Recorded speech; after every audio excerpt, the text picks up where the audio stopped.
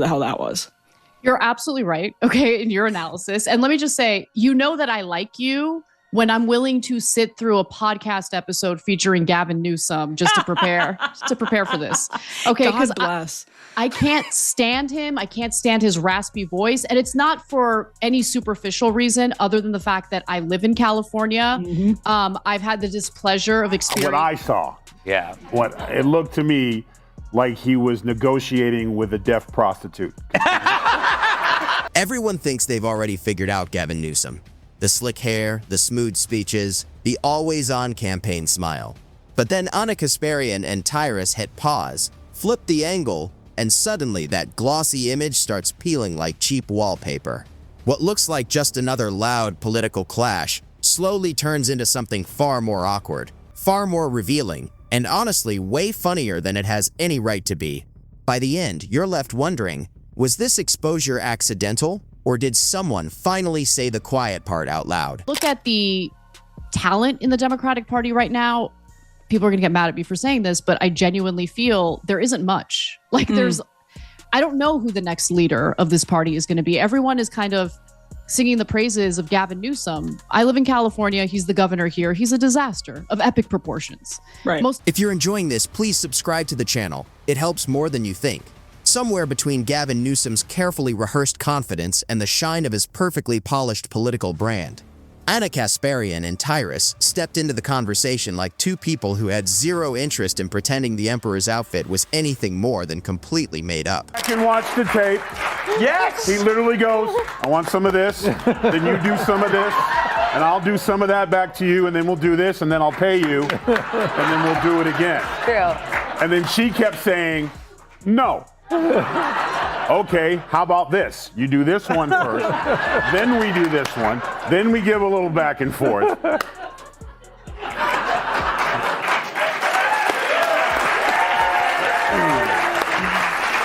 The tone changed almost right away, not because Anna Kasparian turned up the drama, but because reality has a way of walking in calmly and refusing to go anywhere. What followed felt less like a political debate and more like a slow, careful breakdown of a story that had been running on autopilot for years. He, again, has cost the state more than $3.75 billion. So that's the exact figure. And in the 5 years that this program has been in place, homelessness has only gotten worse, which is a pretty clear sign that it's not working. So it's been in place since 2020. Homelessness in California has skyrocketed in the 5 years HomeKey has been in place, growing by more than 20%, according to the Public Policy Institute of California. That's an increase of some 36,000 people between 2019 and 2024. Anna Kasparian came at the topic of Gavin Newsom with a sharp kind of skepticism that sounds almost polite until you realize it's cutting straight through layers of political shine. There was no need for big dramatic statements because the contradictions around Gavin Newsom's leadership seemed to surface on their own, one after another. In 2014, voters in California overwhelmingly supported a ballot measure to support building more reservoirs in the state in order to bulk up our water infrastructure because we live in a drought-prone state. That passed in 2014. Funding was attached to it. You want to know how many reservoirs have been built since 2014? Zero. This state is an utter joke because of the people. But Tyrus came in with the energy of someone who's seen the same act too many times and finally stopped clapping out of habit. Together, Anna Kasparian and Tyrus set a rhythm that made the whole exchange feel less like a fight and more like an audit.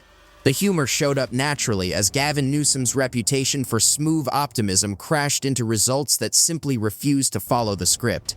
Anna Kasparian pointed out how polished language often floats far above the real lives it claims to speak for, while Tyrus leaned into the irony of leadership that sounds inspiring until someone checks how things are actually working on the ground.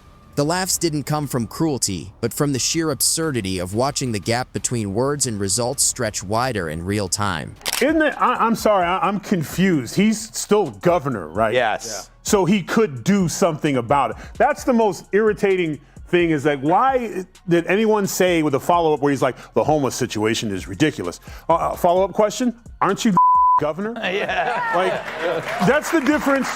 That's the difference between the radical left and President Trump. He'll talk about something as it's being taken care of. He's going to go up and say, listen, I'm going to sign an executive order to stop homelessness, and here's how we're going to do it. As the conversation went deeper, Gavin Newsom's public image started to feel like a glossy brochure left out in the rain. Still colorful, but clearly warped around the edges.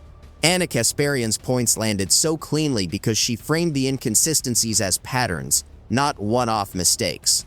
Tyrus backed that up with a tone that made it clear his patience had officially run out. The humor got sharper as they treated Gavin Newsom's contradictions not as shocking discoveries but as familiar traits that had gone unchallenged for far too long. There was something almost cinematic about watching Anna Kasparian and Tyrus peel back the layers of Gavin Newsom's leadership style without leaning on over-the-top outrage.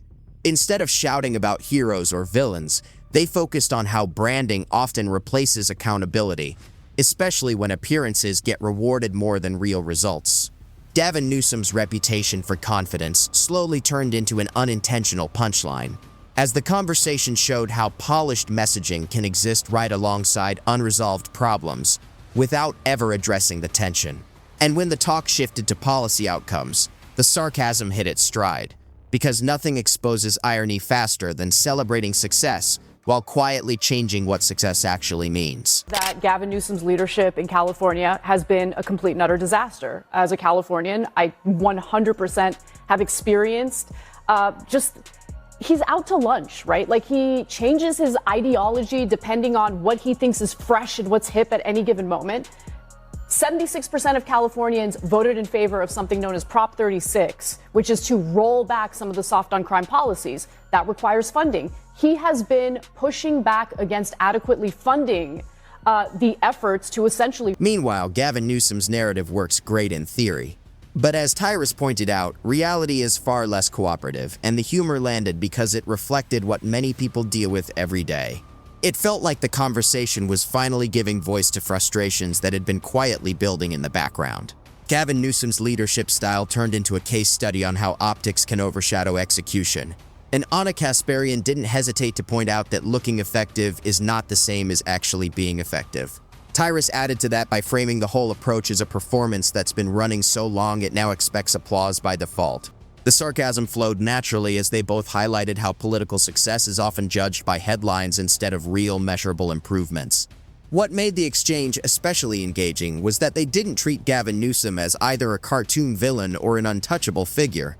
Anna Kasparian approached the topic with disappointment rather than shock, as if the issues around Gavin Newsom weren't surprising, just exhausting. That's where the humor really worked, because frustration mixed with clarity often creates the sharpest commentary. And when economic realities entered the discussion, the irony grew stronger, as Gavin Newsom's optimistic messaging collided with everyday experiences telling a very different story. Anna Kasparian framed that disconnect as a sign of leadership that listens more closely to advisors than to actual results. One of the left's money schemes where the guy who's in charge is saying, we need help, we need to figure out a way to do this. So they're going to make a committee. They already have bubonic plague in California. I remember Dr. Drew was going, there's bubonic plague back in California. Wow. I grew up in California. I will not bring my kids back to my neighborhood because I don't feel like walking through, as you affectionately call, hobos, drug addicts and pedophiles and criminals who hide there because it's a great place to hide and commit crimes. So he could do something. He doesn't want to do something. He's just saying to see if American people are stupid enough to fall for it. Anna Kasparian pointed out that confidence doesn't pay bills or fix structural problems. The laughs here had an edge because they came from recognition, not exaggeration. Things shifted noticeably when accountability became the focus, because accountability has a way of making even the slickest narratives uncomfortable. Anna highlighted how Gavin Newsom's successes are often celebrated loudly, while setbacks get smoothed over with fancy words. Tyrus reinforced the point that leadership loses credibility when taking responsibility becomes optional, and the humor sharpened as that pattern became impossible to ignore. They treated Gavin Newsom's ambition with a mix of skepticism and irony, showing it as impressive but increasingly disconnected from actual governance. Anna observed how future-focused goals can quietly distract from current responsibilities, while Tyrus leaned into the absurdity of leaders who chase what's next before finishing what they've already started. The sarcasm worked because it framed ambition as a double-edged sword rather than automatically a virtue. As Anna Kasparian and Tyrus continued, the critique felt less like an attack and more like a long overdue reality check. Gavin Newsom's polished persona struggled under the weight of concrete outcomes that refused to stay abstract. The humor came not from insults, but from the clash between confident storytelling and stubborn facts that just wouldn't cooperate. To place an addict in a room alone where no one can administer Narcan. So these flaws existed within the Project Home Key program from the very beginning, and no one has really cared about fixing it, right? Because you can have a really good idea, but you're going to run into issues and you have to recalibrate. The problem was, according to audits that were done on this program, there was no effort to recalibrate. In fact, there's been no tracking of whether or not these programs work to begin with. When the conversation shifted to public perception, Anna Kasparian pointed out how Gavin Newsom's image management often seems more polished than the results it's supposed to show. Tyrus added that too much polish usually signals insecurity, not strength, especially when reality keeps interrupting the story. The jokes landed because they exposed how repetition can make contradictions feel normal if no one ever stops to call them out. There was a sense that Anna Kasparian and Tyrus weren't trying to win an argument, but to reset expectations. Gavin Newsom's leadership wasn't framed as uniquely flawed, but as part of a broader pattern in politics where presentation races ahead of performance. The humor worked because it invited the audience to notice patterns instead of picking sides. As the exchange went on, their observations built a kind of clarity that felt almost refreshing. Gavin Newsom's confidence, once seen as a strength, started to look more like a shield against scrutiny.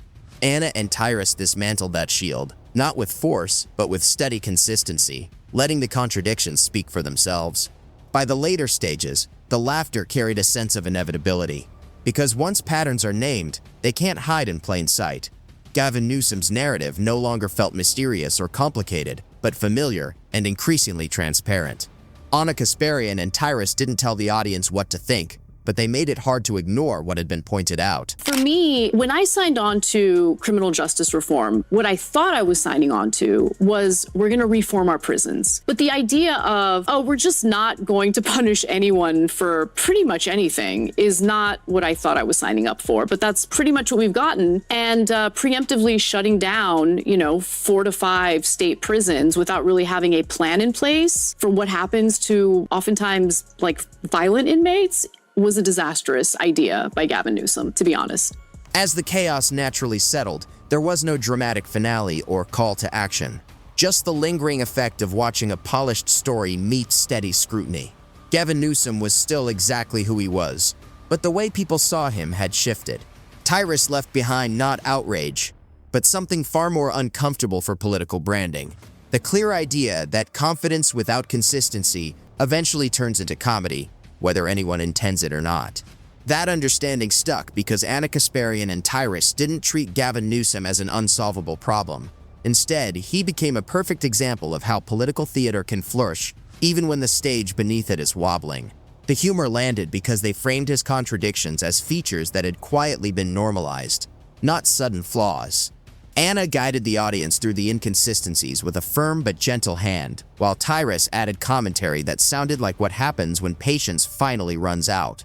Gavin Newsom's habit of speaking in sweeping, aspirational language grew more ironic, especially when Anna set those aspirations against timelines that never seemed to arrive.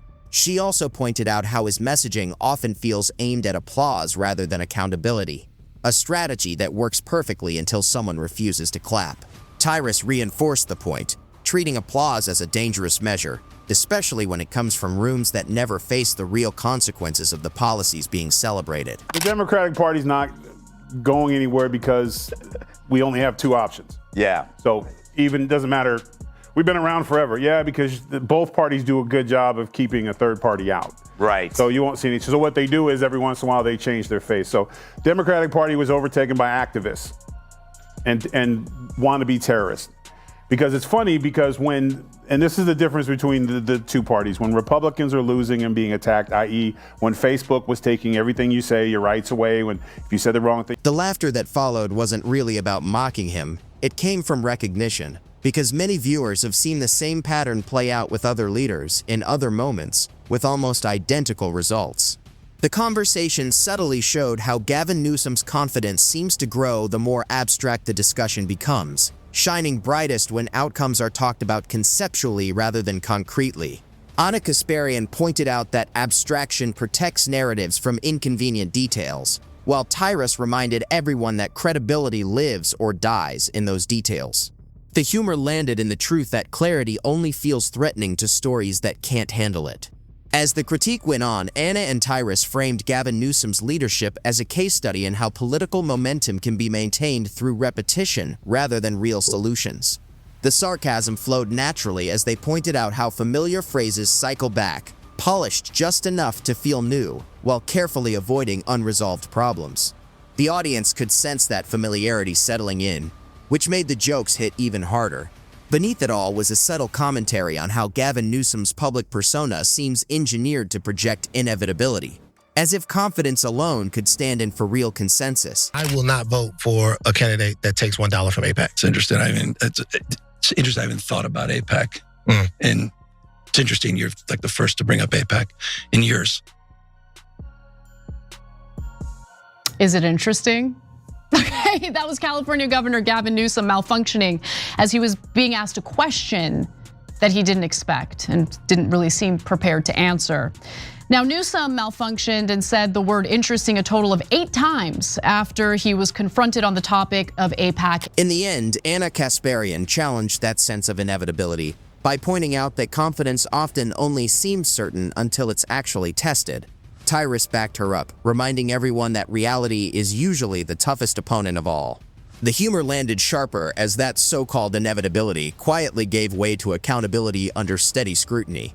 By digging deeper, Anna Kasparian and Tyrus made it clear their critique of Gavin Newsom wasn't about spectacle. It came from frustration with narratives that rely on patience without delivering real progress.